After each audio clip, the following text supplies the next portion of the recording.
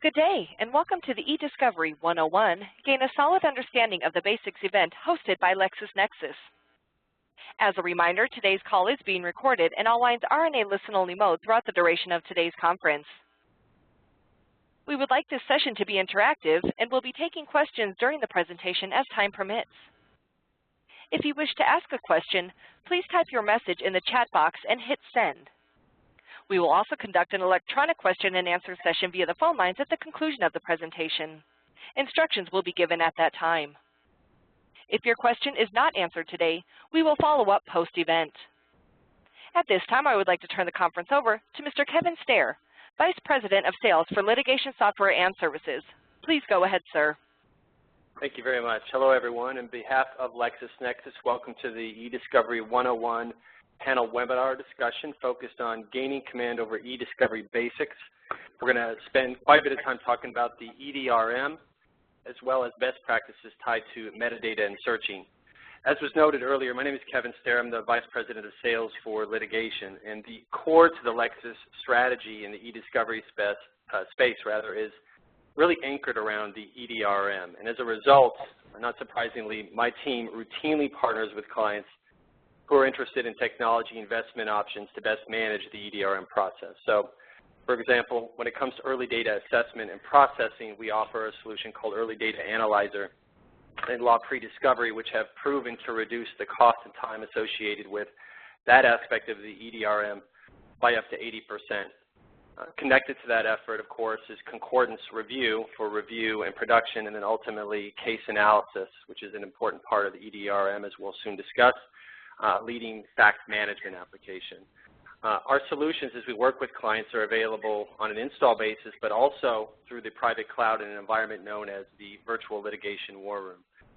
I just wanted to tie that up here in front to make sure that everybody recognizes that we are absolutely available as a leading litigation partner to help share best practices after the webinar with regards to economic and strategic investment options you may want to pursue related to what you're going to hear today regarding the EDRM. Okay, so at this time I'd like to introduce our esteemed panel who will be leading our discussion today. And first I'd like to introduce everyone to George Socha, and we are so fortunate to have George on our panel today. As the co-founder of the EDRM and AperseeSM, we could not ask for a better speaker on the topic of the EDRM. I've had the personal fortune of having listened to George on a number of occasions in various venues, and I always walk away from those events with new perspectives, and I've really enjoyed listening to George, and I'm sure you will here today as well. Also, I'm very pleased to introduce everyone to Doug Deutermann as well as Mike Torres from the Arcina group, and Doug and Mike will be leveraging their industry expertise and sharing their perspectives related to the important topic of metadata and searching. And with that, I'm going to turn it over to you, George. Well, thank you, Kevin. I am going to try to entertain questions as we go along, although I warn you I won't necessarily see them, so I'm depending upon Tammy to draw them to my attention as we move along. And what I've got set up here is several different slides for us to go through the EDRM diagram and go past what people tend to see when they look at it to what it really is intended to cover, and then finish up with some notes about different resources that are available through EDRM. So what you see here is the EDRM diagram, its most recent version.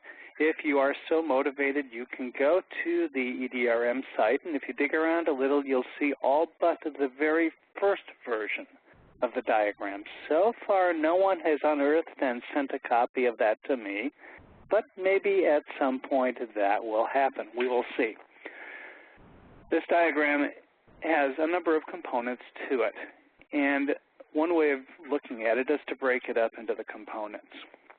The part people focus on the most with this are the boxes, starting with information management and running through presentation. Each one of these boxes represents a major step in the electronic discovery process. We have them laid out in what appears to be a workflow, but think of this not as a mandatory process where you must start with information management then go to identification, then go to preservation, then go to collection, and so on. That might work for you, and that might work in the situation in which you find yourself, but you might find yourself doing things in different orders and sometimes skipping over some of the steps. It depends. Occasionally people will contact Tom Geldman or me and say, you know what, you guys got it wrong. We've got a better version of the EDRM diagram. We are always willing to entertain those discussions, but so far, when people have said that, what they really have tended to mean is the service we offer or the software we provide addresses more than one stage all at once. You can use our software, for example, to process data and review it and perform analysis on the data. That doesn't mean that two of those three steps are gone. It just means that one package handles all three. If you were to resize these boxes based on activity, everyone would come up with something different. For some folks, the information management box would be by far the largest. Others, it would be the review one, and on and on. But each of these boxes represents a major step. Now we move to the parts of the diagram which get less emphasis. And this, what I've got here is number 2, the colored arrows, represent generally the main flow. So that other things being equal, these will be the directions you tend to go. We have preservation and collection grouped together. At times you may decide that you want to go the preservation route, and the way you do it actually is by collecting the data. So collection is your preservation step. They may be separate. You may end up preserving data by, for example, locking a hard drive in a drawer and being the only person with the key. But then you just may decide that you never actually need to go to that hard drive and its contents for anything during the course of the lawsuit. So we've got preservation and collection grouped together. Processing, review, and analysis we have grouped together. They seemed to go together. We could have done it differently, but at least this gives people a logical, or more or less logical, organization to materials. The third element in this diagram is an oft-overlooked one, which are the gray arrows. And if you look closely, what you should see is that each gray arrow will cycle you back, if necessary, to any earlier stage in the process. For example, you've been trying to organize your information internally, following good information governance practices and the like. Now you've got a triggering event. A lawsuit's begun. You begin the identification process. You start looking at what's out there, trying to figure out where you've got data, whose data it is, and so on. And as you do that, you realize that perhaps you ought to be organizing your information differently. That then cycles you back to the information management box on here. Or you've identified the sources you think you want to start with. You begin preserving data. As you are preserving it, you monitor what you are doing and realize either that you are hugely under-preserving, there are other areas where you ought to go and aren't, or perhaps you're over-preserving. You can cut back on things.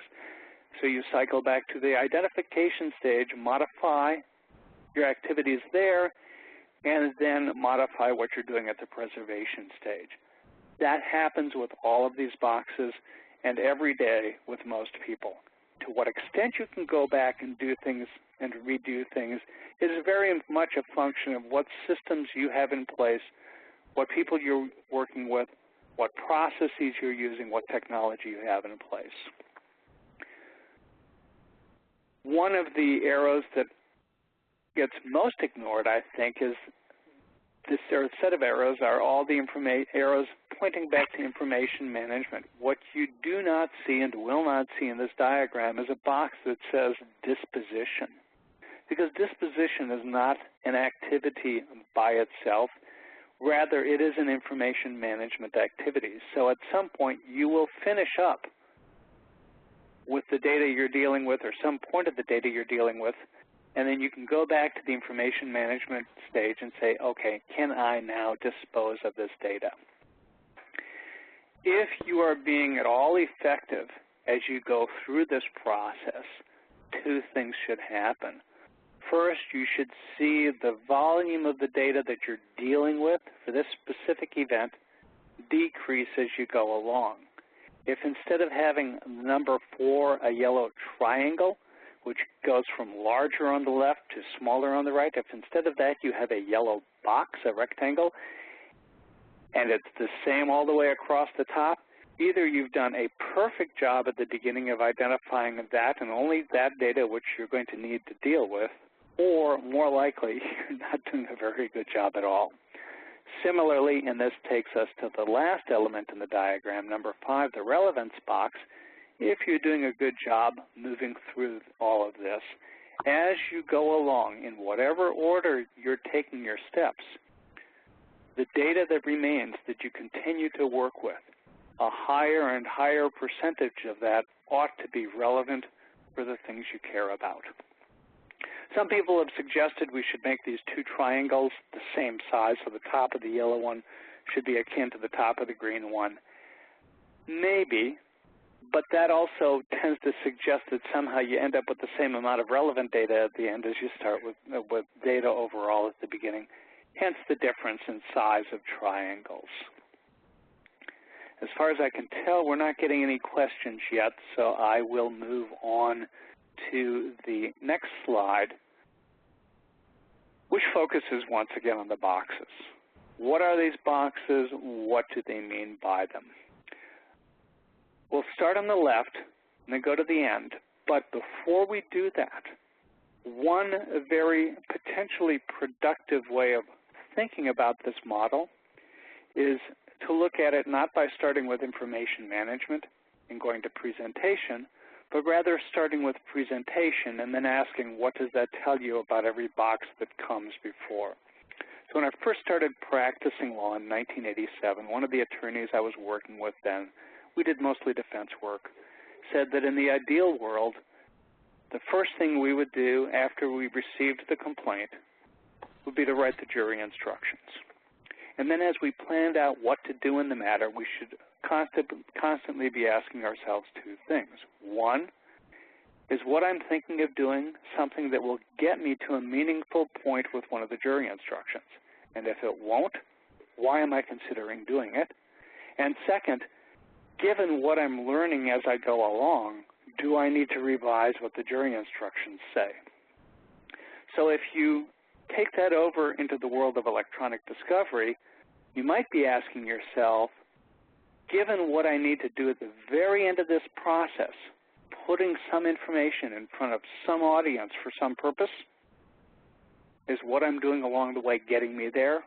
Or am I just wasting time and money that could be better used on other activities or perhaps just not be used at all? So with that, starting on the left, the first box, information management. This is really about getting your electronic house in order.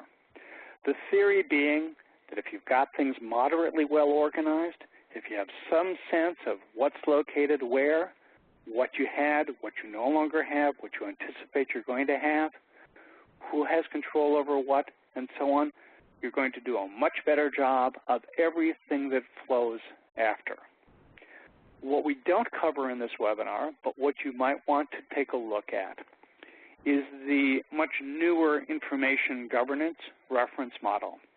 So go to EDRM.net and follow any of the IGRM links, and that will take you to a diagram that looks very different from the one you see here. It's a circle. Once you go in, you never get out. It doesn't even begin to represent something that might be construed as a workflow. But that is the world of information governance. Think of information governance as intersecting with electronic discovery, if you would like. Think of electronic discovery as a particular use case within information governance, if you would like. Both approaches help inform what you do. Both have some shortcomings. But the first box, information management, getting your house in order. Now, although we don't have a line in here for a variety of reasons saying triggering event, you have a triggering event. An investigation begins. You've sued someone or gotten sued by someone. A regulatory agency is knocking at your door, something like that. The first step conceptually is the identification box, trying to figure out where you need to go and what you need to find. What hardware do you have? What software do you use? What data stores are out there? Who has access to them? Which of those four things do you even care about in the context of this particular activity? This tends to be an activity where in-house involvement is critical, provided that there are in-house people available to even participate in this. As we move on from this step, in-house involvement drops off considerably. But at this point, at least, an in-house role can be critical. This has been in the past a primarily manual step. What we are seeing are an increasing number of technologies being offered to help assist with this part of the process and with trying to figure out how to layer on this component above the information management box, in essence saying, how can I look into a corporation's data stores to begin to try to identify what's there without having to first pull stuff out. But the goal of identification, in part, is to go from a very large universe, all of the organization's data, down to a much smaller universe of data, that which I think I'm going to care about here, and figure out where is it, how do I get at it, what can I do with respect to that. Some of the very first things, then, in terms of what to do with respect to that are the preservation and collection boxes, which we have in a stack here. If you look at identification, preservation, and collection as a group, those three groups combined comprise the legal hold process in a way, or rather the legal hold process fits to a certain extent in each of those three groups. Where it fits differs based upon how people organize information and what they're trying to accomplish with their legal hold process. And by the way, in response to one of the questions, I'm not specifically referring to unstructured data with respect to information management, but pretty much all data, and in this context, all data that is stored in an electronic form. And in large part, I'm doing that because, and we're doing that because when you get into litigation, data is data in terms of discoverability. It doesn't matter whether it's structured, whether it's unstructured, whether it's email, whether it's a database, whether it's a word processing document. It doesn't matter what the form is. What matters is the content and whether that content relates to what you need to deal with. So you get to the preservation stage. There are many different ways of preserving data. There are debates about whether self-preservation is or is not appropriate, to what extent you have to automate the process and the like. There are debates about what is and what is not appropriate from a collection perspective. Is it sufficient, for example, to collect an email message? Do you need to collect an entire PST? Do you need to collect not just an email message, but folder-level information? Because there are so many different permutations, there cannot be one right answer that fits all needs. That means that with the identification, preservation, and collection steps, for those to be carried out effectively with respect to any given lawsuit, investigation, and the like, it's critical for the parties involved to begin talking about what their objectives are, what they want out of this, and in an ideal world, be reasonable about this. Now, we know this is litigation. If we're dealing with litigation, it's litigation. Reasonability is not always the password or the watchword for what people do. But this is an area where working together might actually help everyone involved. Hopefully that's not too idealistic a notion. You preserve the data to protect it against destruction, so you have it, so you can get back to it if you need to it. From the preserved data, you collect out that which you want to work with further. And chances are, once you've collected that data, you're going to need to process it in some form. Processing covers a host of different activities. They fall into two broad categories. One is making information more readily accessible. That includes things like indexing data so you can search the indexes and not try to search the files themselves, things like that. The other area is steps to reduce the volume of data you are dealing with from this point on, deduplication and things like that. Perhaps using keywords, perhaps using concept searching, perhaps using predictive coding capabilities, and any number of things.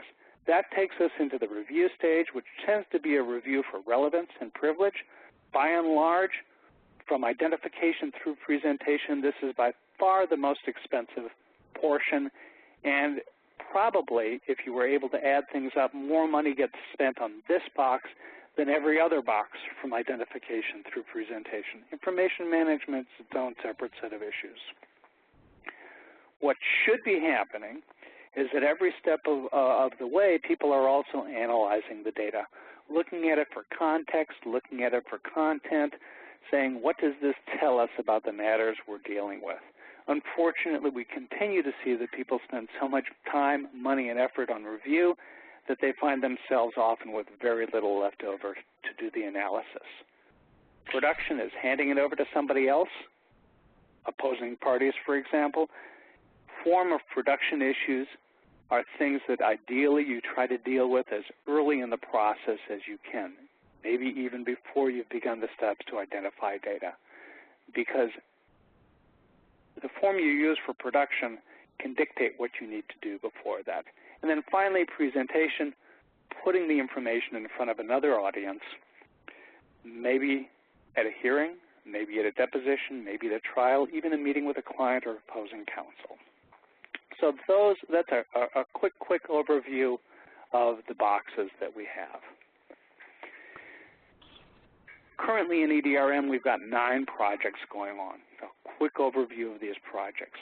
Our dataset project has as its focus to develop and make available industry standard reference data sets. The best known of those is our EDRM Enron email set. That's now an Amazon public data set. Anybody can go to it and download it, no charge, use it however they want. Evergreen is about keeping our content current, expanding it, developing educational materials.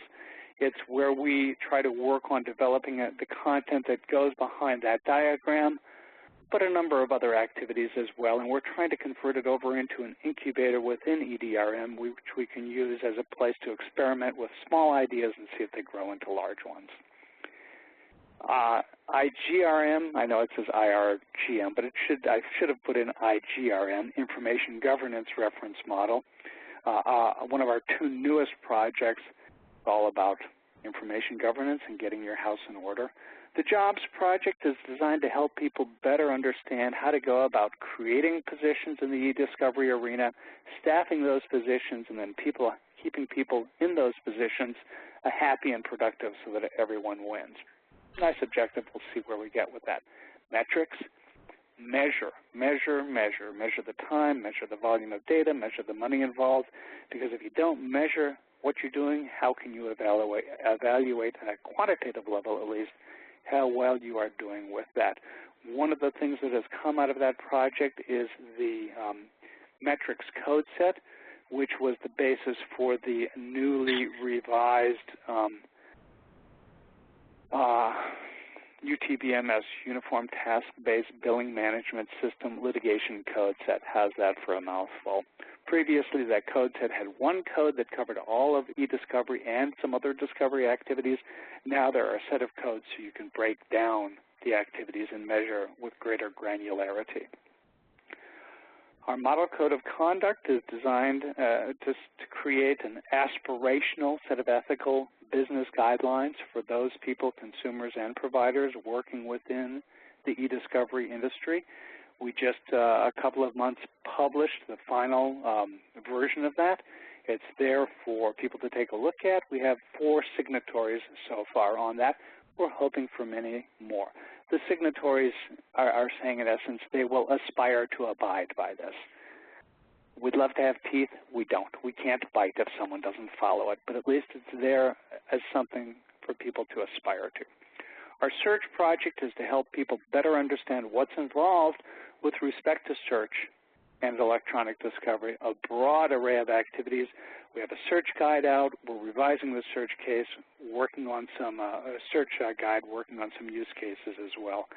Testing project is our other new project, and we're still working on defining just what we mean by testing. So we'll see where that goes.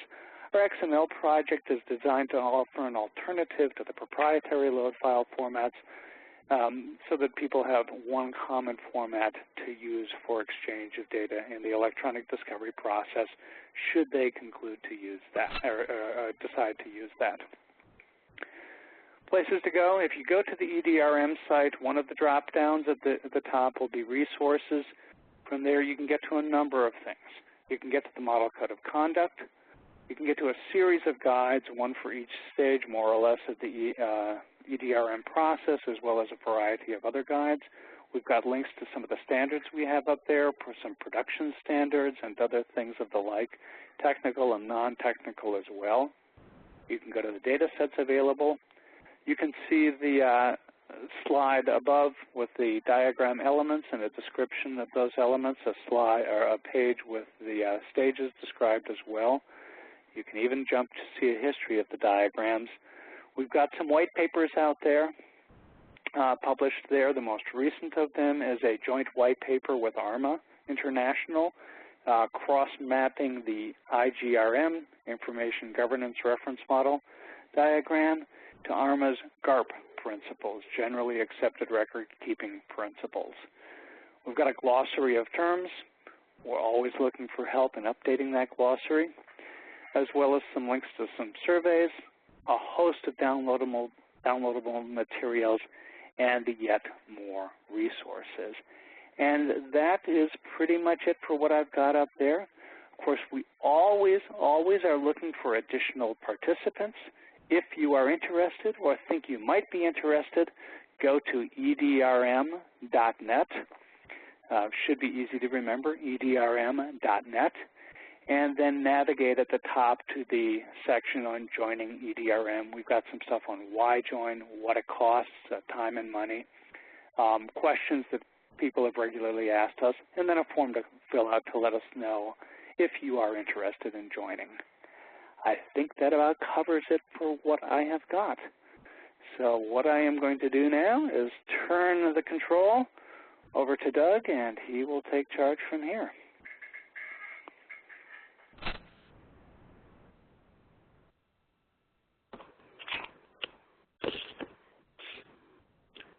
Good afternoon, everyone.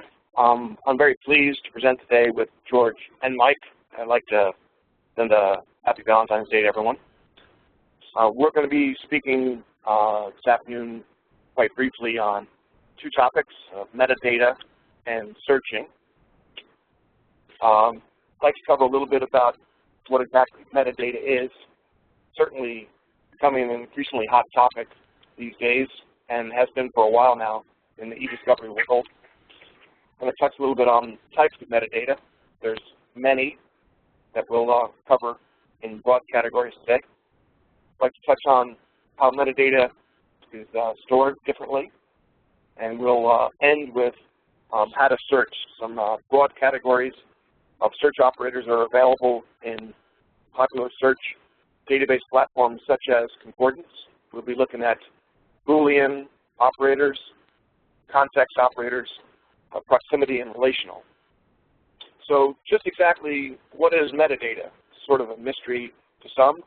The term was coined, as you see, in 1968 by a pioneer in the computerized document retrieval field, Philip Bagley.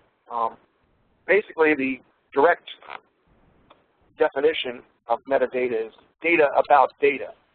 It's digitally stored information that describes the content of data files. So many times it's referred to as data about content.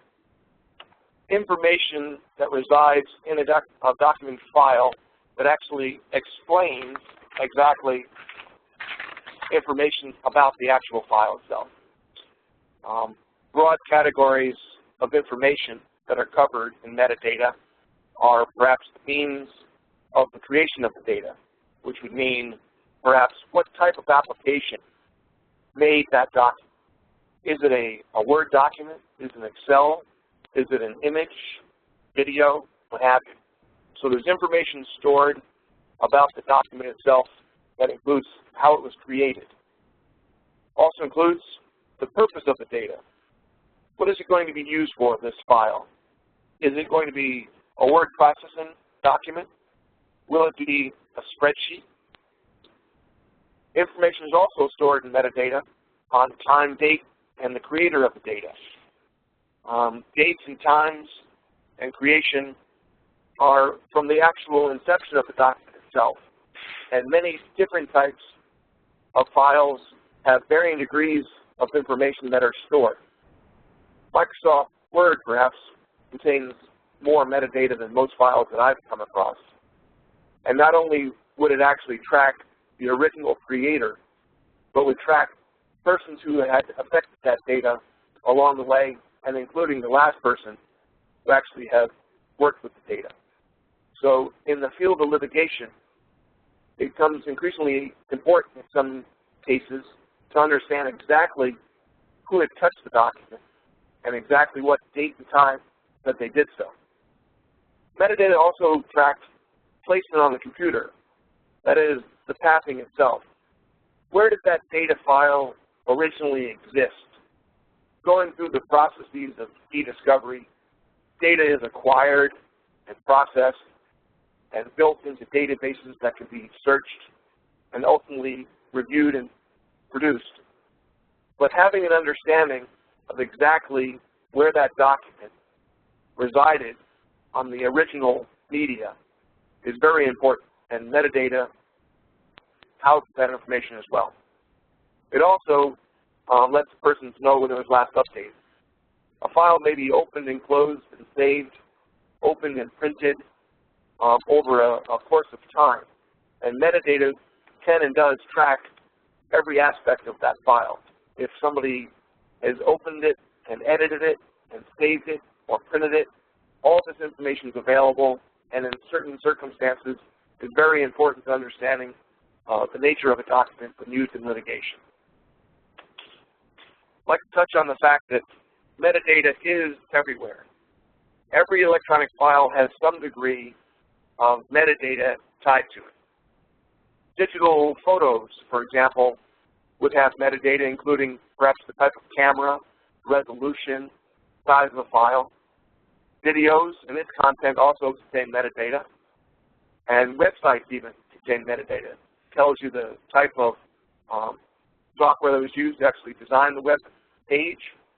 And so there's metadata everywhere, and it's actually stored in a database either internally or externally.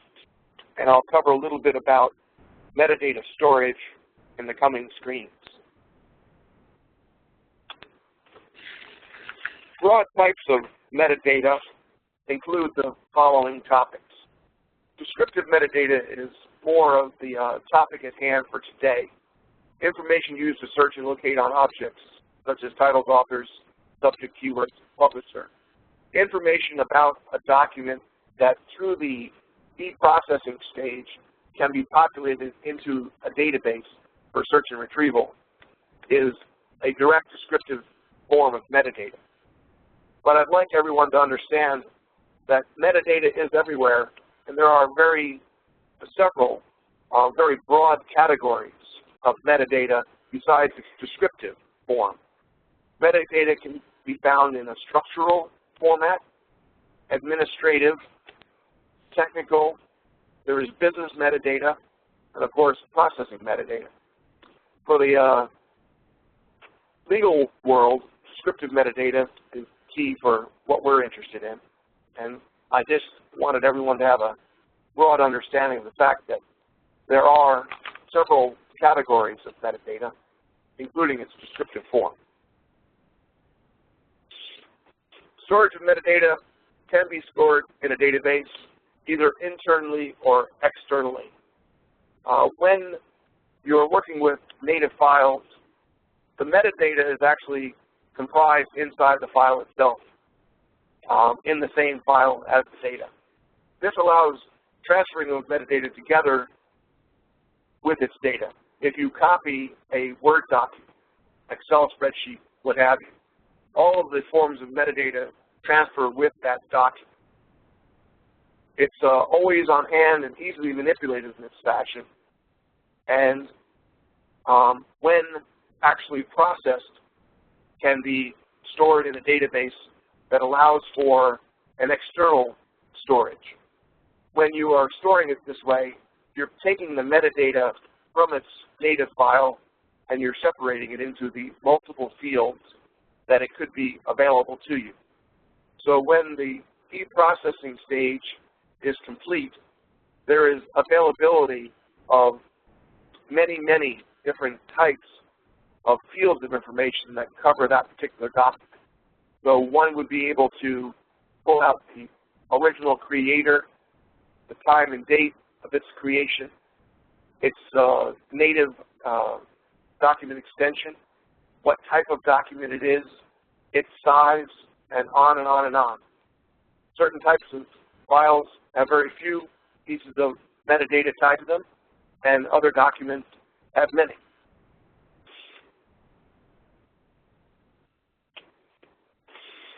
My next topic that I wanted to cover was I wanted to talk briefly about searching. There are a number of different types of broad categories for searching of databases.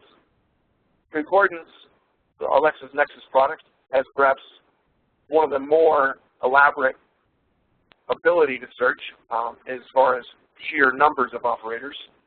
And concordance databases basically have four main categories of operators.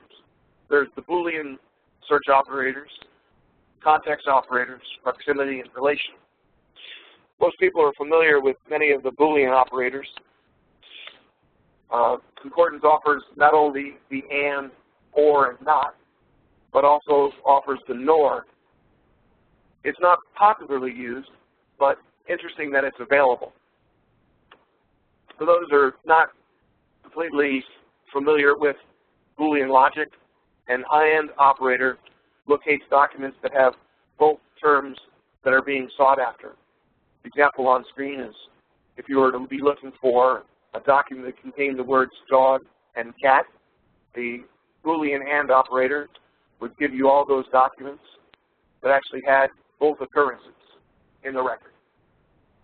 Or would locate documents that had dog or cat, and for that matter, if it had both.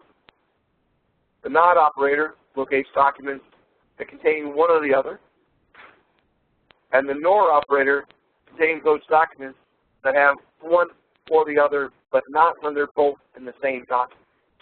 I think the analogy using dogs and cats is a pretty good example here. You might say that you're looking for dogs or cats, but not when dogs and cats live together in the same document. Context operators, similar to the Boolean operators, but they work on a field level instead of a document level. Two distinctions on the context operators is if you're looking for a term that's actually in the same document, it doesn't necessarily distinguish if it's in a same field, but that just somewhere in the somewhere in the same field in the database, both those terms exist. And it's the same for the reverse. If you were looking for not same, and you want to locate documents where your two terms are found together in the same document, but not in the same field. The field limiters are a very valuable tool, I believe, in the search context operators. If one was to use a term like dog, and they wanted to isolate that particular term in only one field in the database. The operator would be to include the field name bracketed by periods after the search term. This particular request is saying that an operator would like to find the word dog and it only be in the author field. Now, this logic also enables the stringing of fields. So if you wanted to find the term dog in the author or the recipient only fields, you would use the beginning period and you would string the field names. Example, author, separated by a comma, recipient, and then end with the period, giving the result of having the word dog where it only appears in the author and recipient fields. The exclusion, or the not field limiter, is a double dot. In this particular instance, the term dog is being looked for, and the double dot means that it's in every paragraph field, full text field in a database, except for the title. So the context operators are quite powerful depending on how you want to find particular terms of interest in individual or multiple fields. Proximity operators are probably the most widely used, given that they're specific for full text searches and they work on word levels. When you're working with a proximity operator, you're always working in a single field, but what you're looking for in the form of adjacency and the default for concordance is that space. So if you're using a keyword phrase, you would actually not need to include the operator in between the two keywords, but rather just use spaces.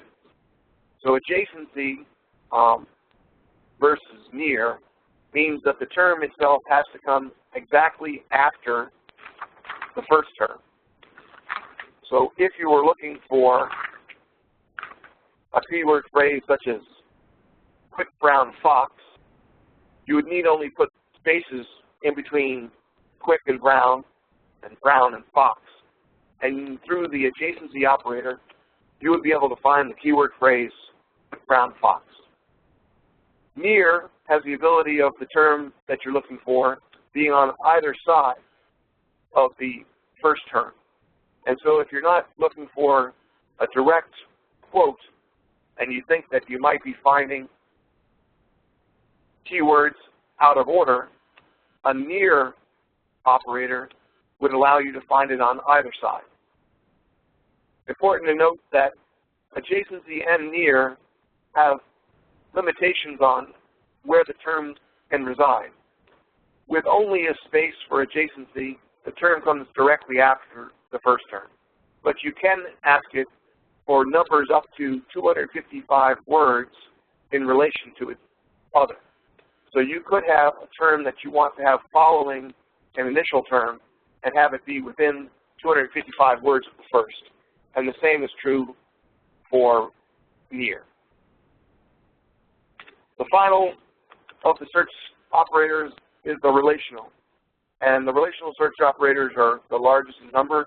There's some 10 combined relational operators you can use, which are specifically formatted for fixed field text, like dollar values and numbers, dates, and the like. And as you can see, they include less than or equal to, greater than equal to, not equal to, contains, not contains, within limit, out of limit. There's a number of purposes that I find very useful in the relational searches, and the table that follows has definitions of each of these and how they might be beneficial for searching your database. This is the conclusion of my metadata and searching for today. Next up is Mike Torres, and I'll hand it off to him now. Thank you very much.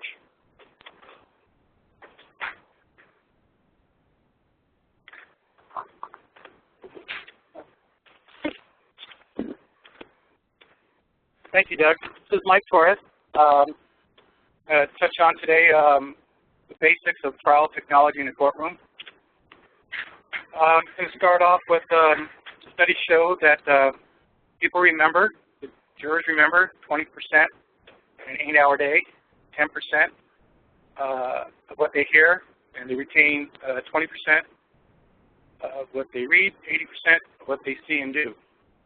So it's important to understand that when you have a presentation, you be straightforward, to the point, avoid cluttering up the exhibit with unnecessary markings. Remember, simplicity is the key to conveying your point to the jurors. Now, there's two different softwares out there that I've seen in the last couple of years. It's Trial Director, and Sanction. They're pretty similar. They're very good programs, and we see they're up throughout the courthouse. Let's touch on the equipment. Of course, you need two laptops, one's your primary and your backup laptop. Of course, you need a toggle switch to switch over in case your primary freezes up. And of course, make sure your backup laptop has exactly the same data as your primary. Of course, you'll need dual monitors. You'll have your primary monitor, which is your laptop, that shows your data and your software. And you have a presentation monitor, which actually shows what's on the screen that the jurors see and allows you to see full and mark up your documents on that screen. And of course, you'll need your projector, a flat screen, and a jury monitor. Usually your e-discovery courts have your television screen, LCD monitor, that's set up for you. And then you have your last but not least, your Elmo, which is your backup. I've never had to switch over to my secondary computer nor use the Elmo, but I've seen opposing counsel have technical problems, and this actually saved them. So it's good to have that backup. You really don't get any second chances. You don't have a judge is not going to say, okay, we're going to take a break to fix the technical problems. So of course, you also need VGA cables and power cords. Have a variety of lengths, because you don't have time to say, okay, we've got to go out and get an extra cable because you're missing one. And it's always a good practice to introduce yourself to the court beforehand. Usually during in limines or jury selection, during the break, go in there and introduce yourself to the courtroom. Before setting up, inquire as to where you want or where the court wants the screens to be set up, the projectors and cables to be taped down. It's a good practice not to just go and take over the courtroom. It's always good to remember that you're a guest in the court, and some court staffers consider their courtroom their home. After the jury has been selected, this is usually the time where the court allows you to set up your equipment, and you usually have about a half an hour to an hour. So remember, it's very, you have a short time in setting up your equipment. Next, I want to go into setting up your database. Usually, an attorney will give you a flash drive or a paralegal with the exhibits on PDF, TIFFs, or JPEG. And what you need to do is you can just block and move, cut and paste that information over into your database. And as you can see on the screen, you have your exhibits. It'll automatically log your exhibits 1 through 3 or 1 through 1,000. On the right-hand side of that, you can see the page number breaks. What I like to do is you can see the document on your right-hand side at the bottom where it says plaintiff's exhibit. It's kind of difficult to read it way at the bottom. It says document 1 through 30. The next page would be 2 through 30. This is a really good practice that I like to use for quality control. Because after you load your data, you want to use these documents for hard copy blowbacks for your trial binders. So when you have your hard copy trial binders put together, you can have your staff go through and quality control each page, and you can go by seeing if there's a missed page by your exhibit plaintiff in yellow at the bottom, whether you're missing, page 1 or page 2. Next, I like to go into flip report. You have your text on your left-hand screen, and then on the, in the middle you have your text, and on your left you have the video. On the bottom you can see little boxes in there where you can actually type in your designations, whether it's your page line, and that automatically links up and syncs into your flip report. And over at the bottom you can see where you have your flip report staged up. And those are for individual volumes, individual days.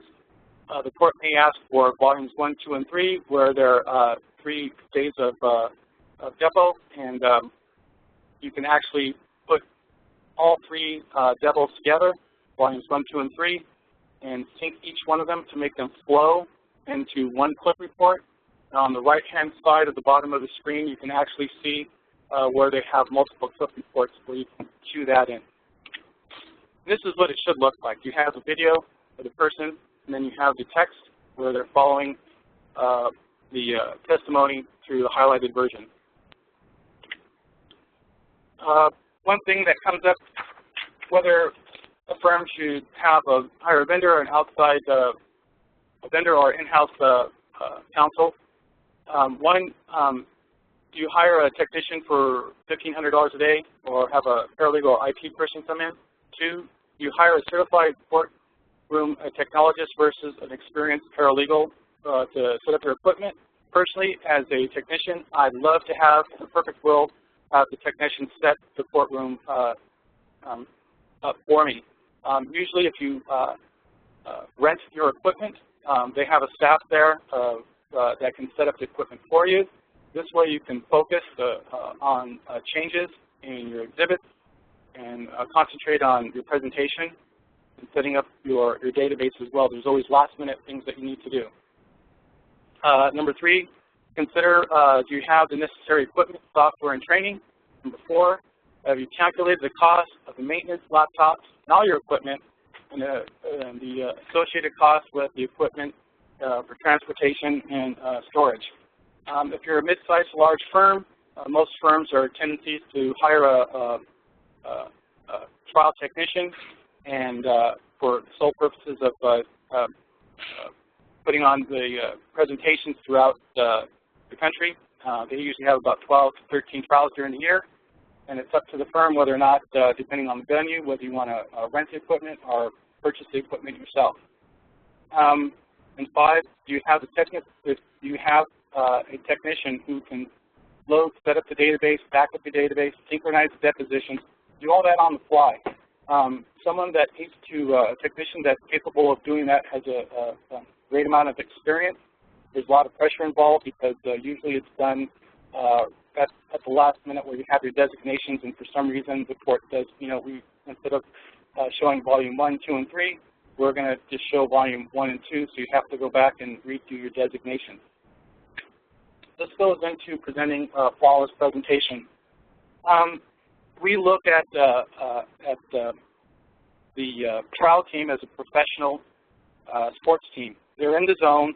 They're in extreme concentration, getting ready to start off, you know, their opening statements. It's the technician's job, his or her job, to present a flawless presentation, leaving the focus for the attorney, his or her, to focus on their case. So as a hot seat person, you have a wide range of responsibilities in coordinating with the court, opposing counsel, working with paralegals and attorneys, loading last-minute exhibits, changing up the designations on the fly. So the trial technician is responsible for the entire presentation. So we practice, practice, practice, and that concludes covering the basics for trial technology. Thank you so much. Mike, you have one question from Angeline Hahn, and her question is it standard for all courtrooms to provide a live feed if you are using a transcript software? It depends on the court. And do you want to elaborate a little bit on that for her? Well, every judge has their own preferences on how they want to work and monitor the courtroom. It varies from the setup all the way down to this question. So it's a good practice to work with the court beforehand to bring up these issues. That's when you go into coordinating with the court and with opposing counsel on the parameters of what you're going to be presenting and doing.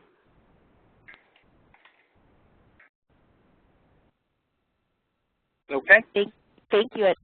That's great. And then we have a question from Derek, and can you use summation concordance in the courtroom?